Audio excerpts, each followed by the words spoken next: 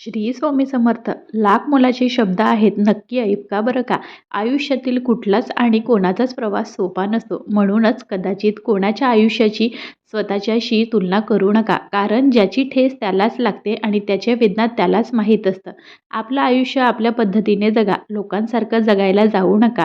जे नशिबात आहे त्यात समाधानी राहा आणि सुखी राहा.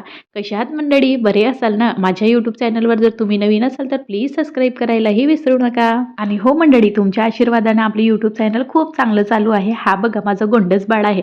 या गोंडस बाळासाठी माझे रोज प्रयत्न सुरू असतात. बघा आता छान थंडीचे दिवस आहेत. 9 वाजता याची मॉर्निंग झालेली आहे.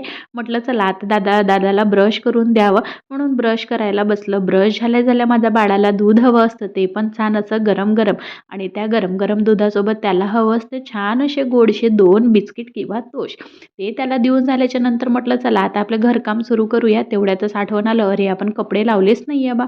मग म्हणून मशीनमध्ये कपडे लावून घेतलं. कपडे लावता लावता मग माझ्या दादूला मस्त अंघोळ करून दिली. त्याला फ्रेश करून दिल्याच्या नंतर म्हटलं चला काहीतरी नाश्ता वगैरे बनवून घेऊया. बघा माझं गोंडसबाळ किती छान दिसतोय की नाही. तुमचा आशीर्वाद आमच्यावर असंच राहू द्या आणि नवीन असाल तर सबस्क्राईब करायलाही विसरू नका नक्की.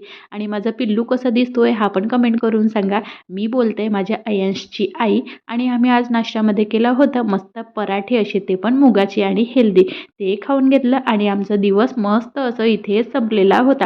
तर भेटूया अशाच आपण दुसऱ्या व्हिडिओमध्ये. तोपर्यंत खात राहा, मस्त राहा, आमचे व्हिडिओ बघत राहा. बाय बाय आणि स्वतःची काळजी घ्या बरं का.